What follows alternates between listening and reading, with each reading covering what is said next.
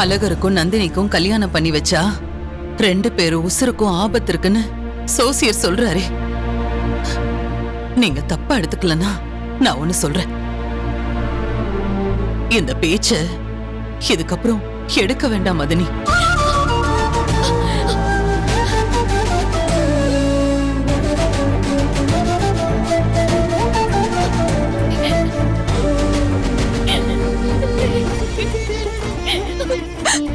என்ன மதனி இப்படி சொல்றீங்க?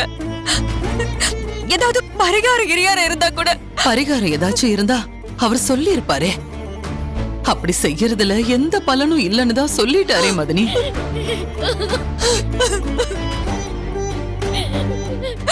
என் மகளை அழகருக்கு கல்யாணம் பண்ணி கொடுத்தா அவ வாழ்க்கை நல்லா இருக்கும்னு நினைச்சேன். மதனி, இப்ப எதுக்கு நீங்க நந்தினி வாழ்க்கைய நினைச்சு அழுதுகிட்டு இருக்கிய? நந்தினி நம்ம வீட்டு பொண்ணு. அவளுக்கு ஒரு நல்ல மாப்பிள்ளையா பார்த்து அவளை நல்லபடியா வாழ வைக்க வேண்டியது எங்களோட பொறுப்பு.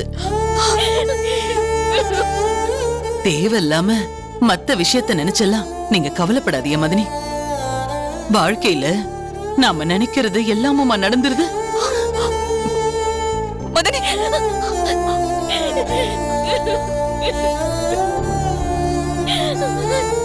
மாப்பிள, என்னடா அம்மா இப்படி சொல்லிட்டு போறாங்க? ஒண்ணும் இல்ல.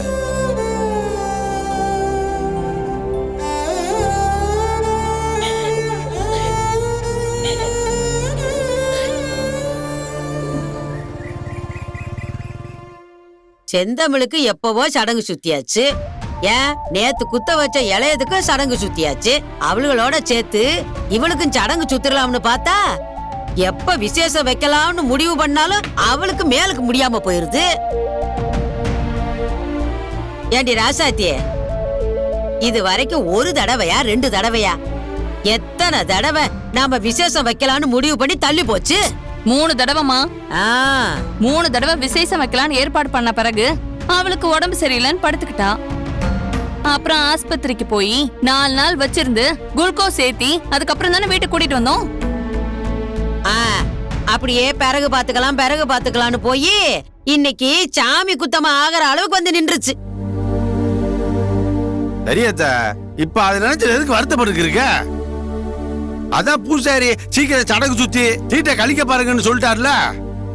அதுக்கு முதல்ல ஒரு வழிய பண்ணுவான், சும்மா போட்டுக்கிட்டு. ராஜாதே, அந்த காலண்டர் எடுத்து என்னைக்கு நல்ல நாள் இருக்குன்னு பார்த்தா.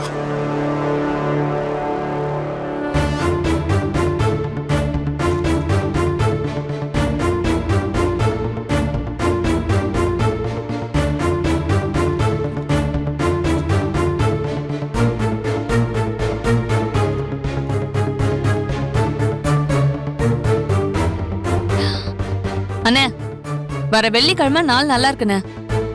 அன்னைக்கு வேணா பூங்குடிக்கு சடங்கு வச்சிருவோம். ஏயா மஞ்சமலை, சடங்கு வைக்கிறதுனா எங்க வைக்கிறது? நம்ம வீட்லயே வச்சு பின்னாடி ஒரு கொட்டகைய போட்டு சாப்பாடு போட்டுருவோமா?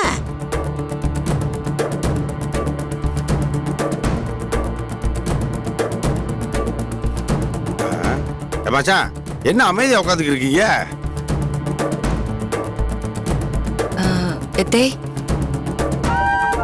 நம்ம வீட்டுக்குள்ளேயே வைக்கிறதுனா இப்படிக்கான இடம் எப்படி இடம் பத்தும்?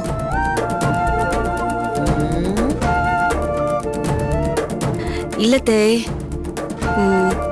2-3 வருஷமா நம்ம செஞ்ச செய்முறையெல்லாம் அப்படியே வெளியில நிக்குது. நாம சின்னதா செய்யறதா இருந்தாலும் மண்டபமா பார்த்து வச்சாதானே. ஊராளுகளுக்கெல்லாம் பத்திரிக்கை வச்சு அழைச்சோம்டா எல்லாரும் வந்து சாப்பிட்டு கீப்பிட்டு செய்முறையெல்லாம் செஞ்சுட்டு போக வசதியா இருக்கும். செஞ்ச செய்முறையெல்லாம் திரும்ப வாங்குறதுக்கு இது நம்ம வீட்டுக்குள்ளாரையே விசேஷத்தை வச்சோம்டா தோதுபடாதத்த. வெளியில வச்சாதான் நல்லா இருக்கும். வெளியிலே வச்சா ரொம்ப அசால்ட்டா சொல்றான். வெளியே விசேஷம் வைக்கணும்னா எப்படி செலவாகும் தெரியுமா?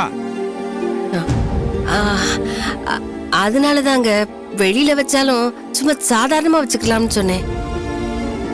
சாதாரணமா வச்சாலும் செலவு ஆகதான் செய்யும். செலவு ஆகத்தான் செய்யும் ராசாத்தி, இல்லன்னு சொல்லல.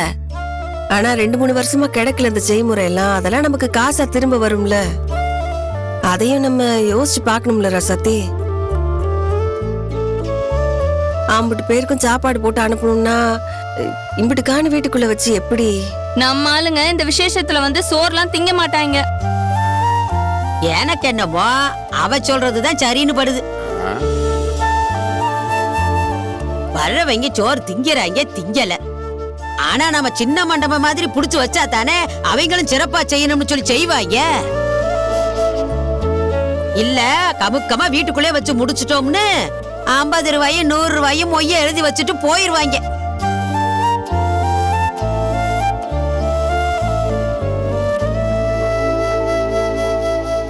பஞ்சமலா, என்னையா யோசிக்கிற? சரிதா, ஏதாவது சின்ன மண்டபமா பிடிச்சு அங்கேயே விசேஷத்தை வச்சிடலாம்.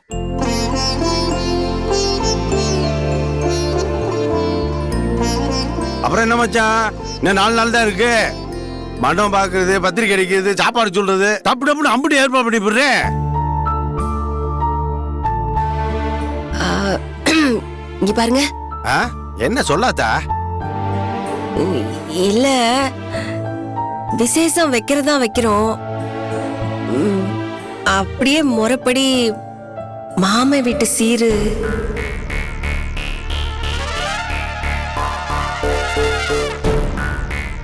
மாம வீட்டு சீரா? என்னடி சொல்ல வர்ற?